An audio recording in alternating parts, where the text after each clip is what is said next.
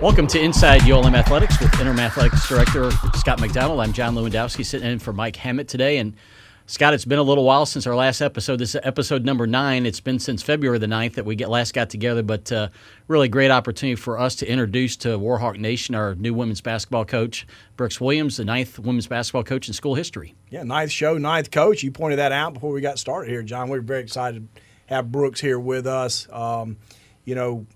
This basketball program is a storied, legendary program here at ULM. I had the honor of being a student, a graduate assistant here when this women's basketball program was really at its peak, going to a Final Four, and was actually involved in that Central Regional NCAA tournament. And so bringing Brooks in to continue that legacy and get us back to those heights is something we're really excited about.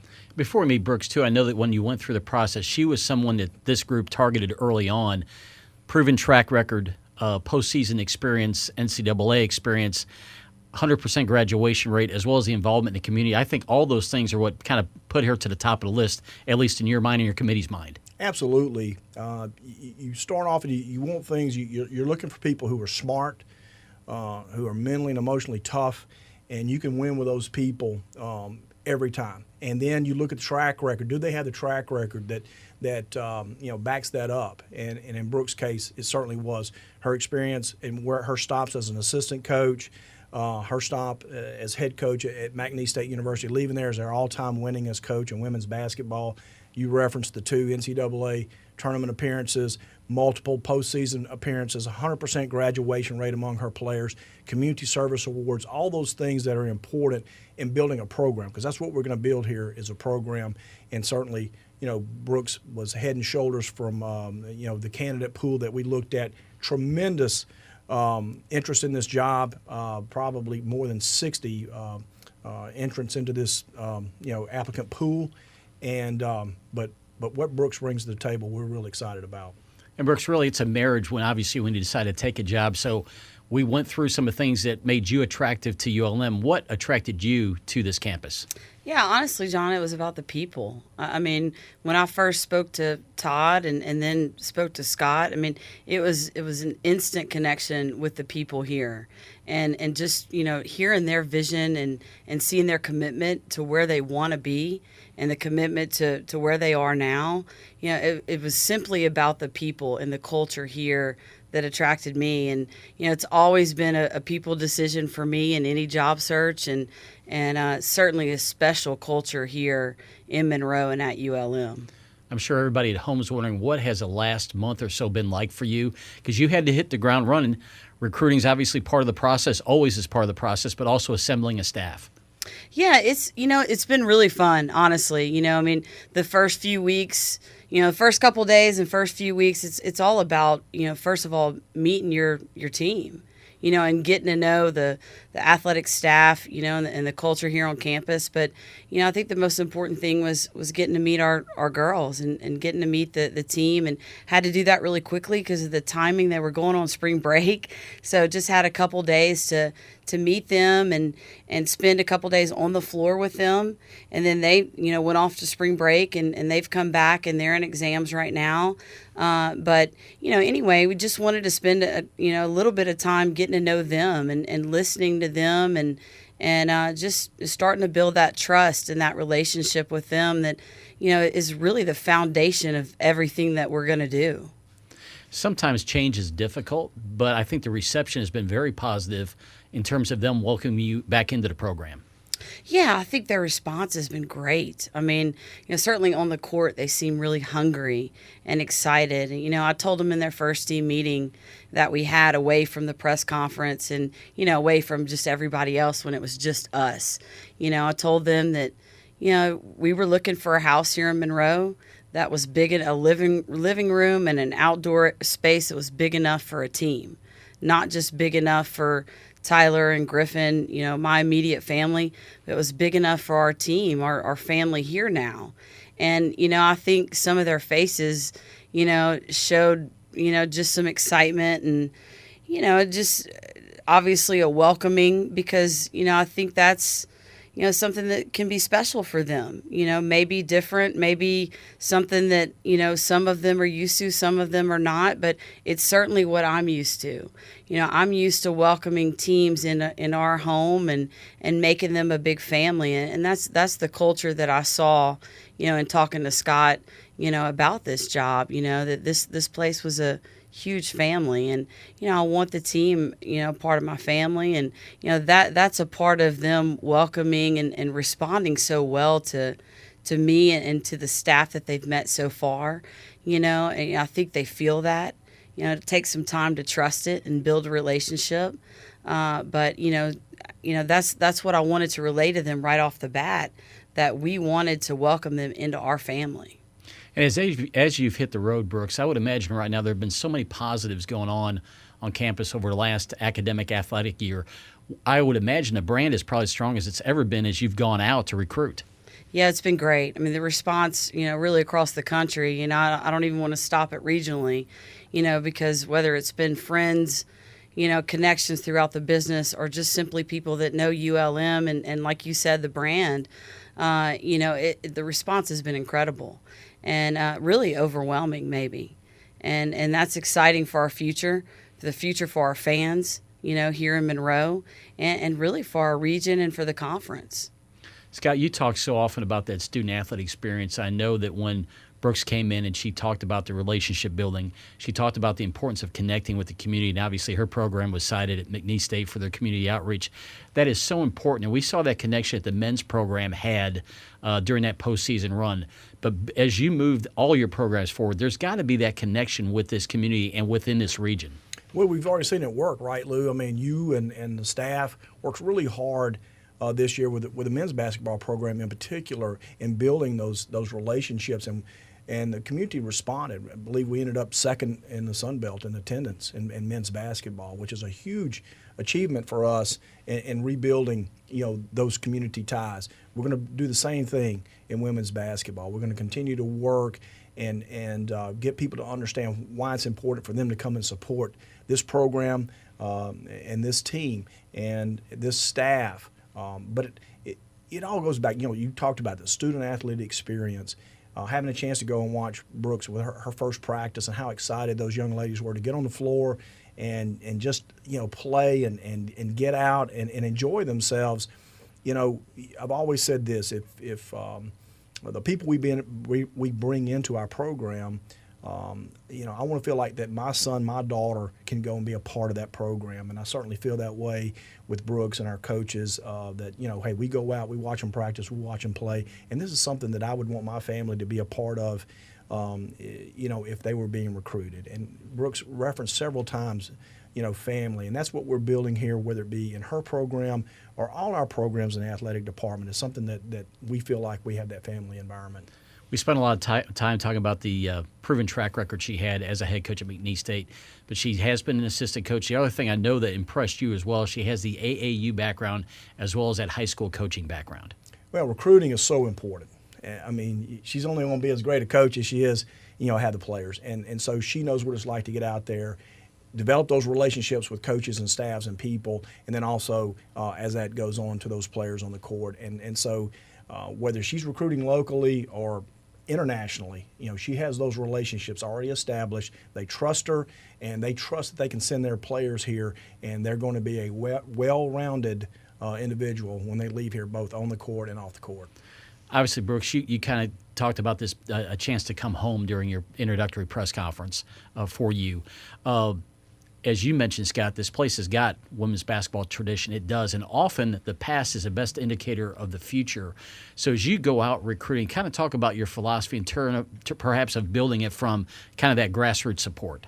Yeah, you bet. I mean, I said it at the press conference. I mean, it's incredible, the tradition here. I mean, 1 of 3 schools in the state that have been to a Final Four.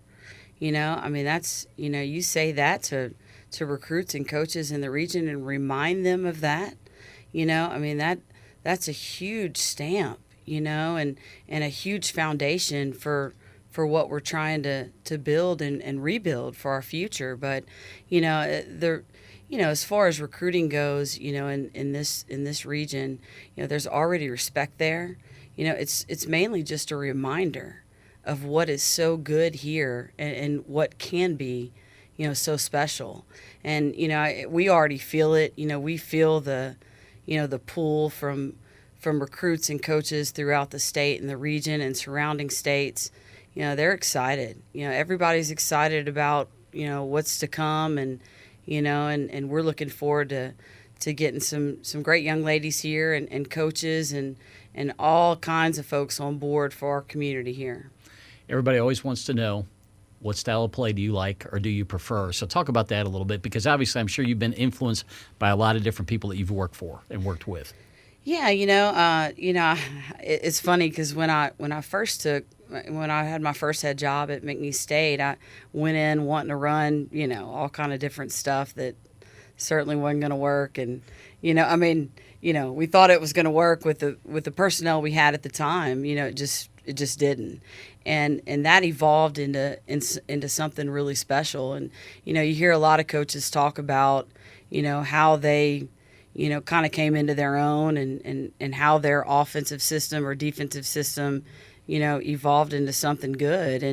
And I would say that's kind of how mine evolved, I guess, and, we went in, I'll never forget Gary Broadhead and I, who's now the head coach at Lafayette, but he was my assistant at McNeese, and we were wanting to run, this motion offense, and it was real detailed and, all this stuff. And we go in and, it just wasn't happening. It was not happening with the personnel we had.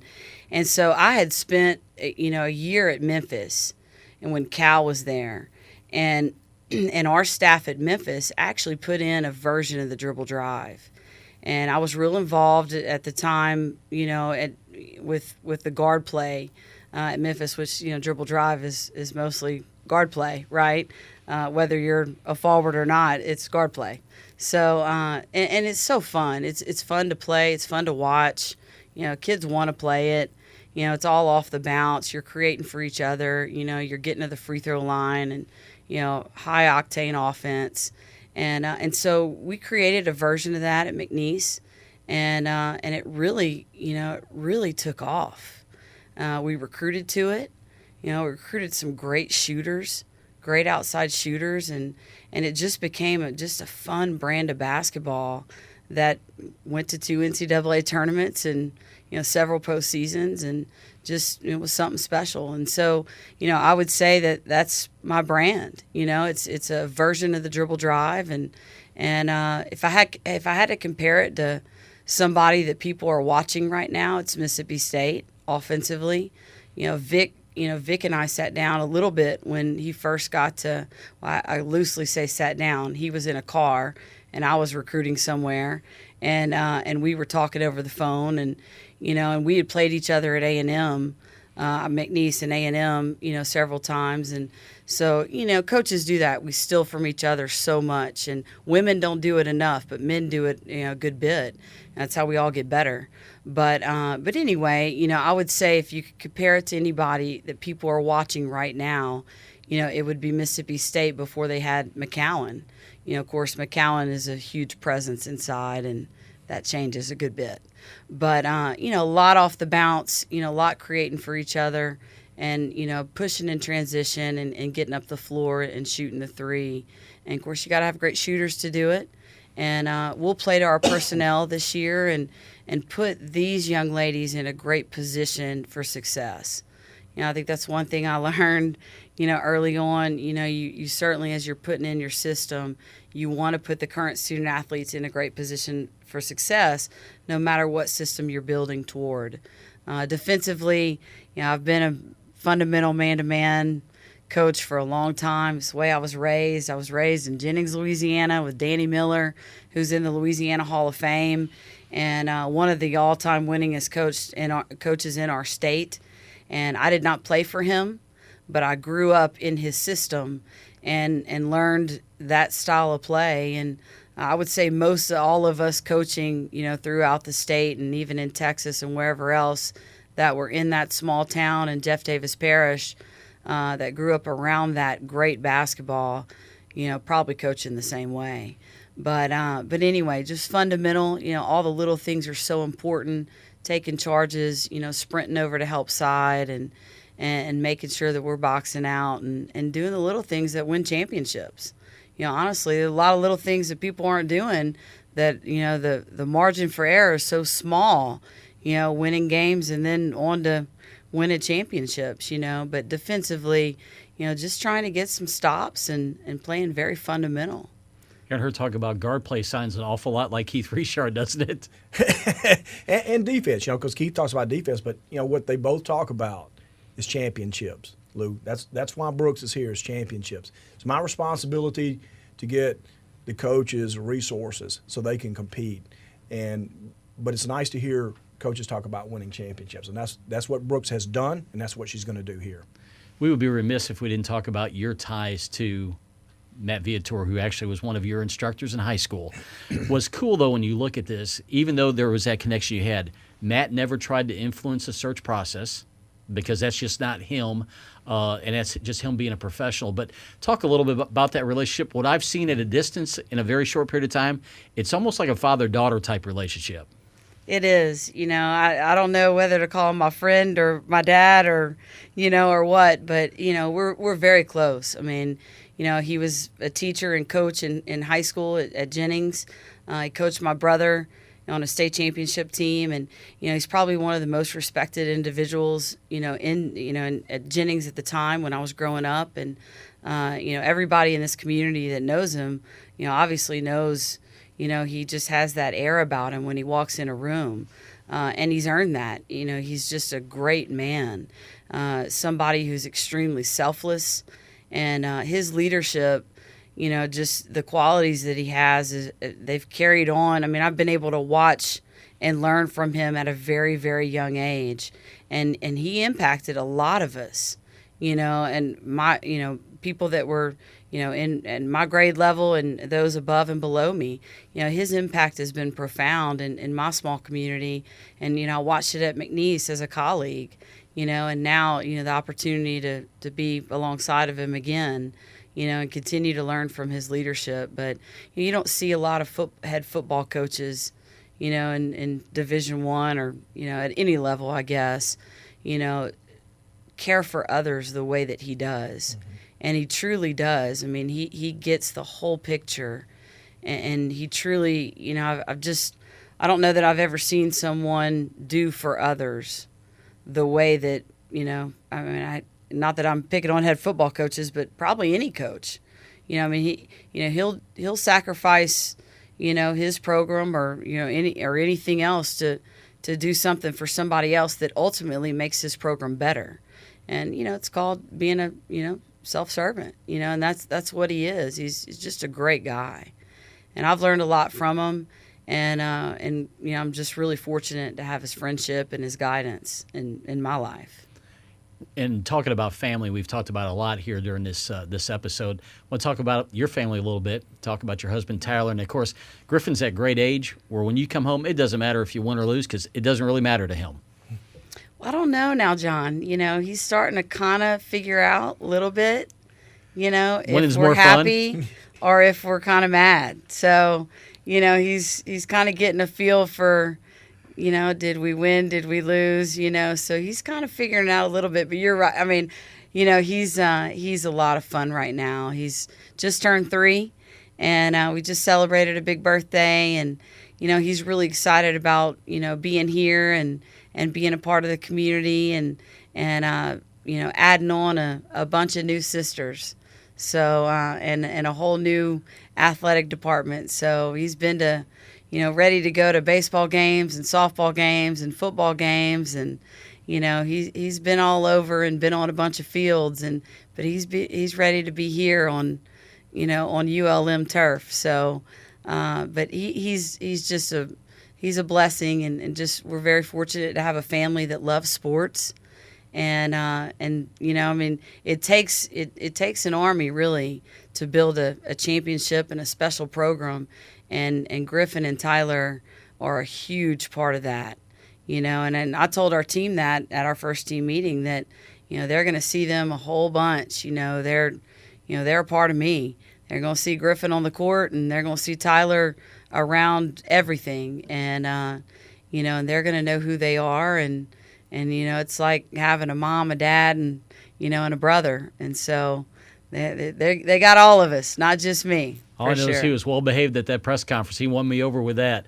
And Scott, I guess lastly, you have to be excited as you look at the staff that you've been able to bring in, the head coaches now. There are so many that are similar to Coach Viator, to what Brooks has talked about today. That just has raised the excitement level of everybody, I think, within the department. It's not going to be long before everybody in the community knows why we're all so excited about coming to work every day. Very excited about it, Lou. And, one builds on the other. When they have a chance to meet the staff and see their vision, their passion for this university, and their passion for the student athletes that we all share in the athletic department and as a coaching staff. This is the best time, I think, to be involved with ULM athletics since, and I've been around a very, very long time. I mean, I came here in 1979 as a player, had some great mentors in terms of the athletic department and other coaches, whether it be Pat Collins or my own coach, Lou Sandomal, Lenny Fant, Benny Hollis. I mean, some of those names that are in the Hall of Fame, and tremendous times through the 80s and 90s that we had. But I'm telling you right now, we have turned the corner, and we are headed to a really, really special place. Can't think of a better way to end this episode. Brooks, thanks for being our guest today. Thank you. Thanks for having me.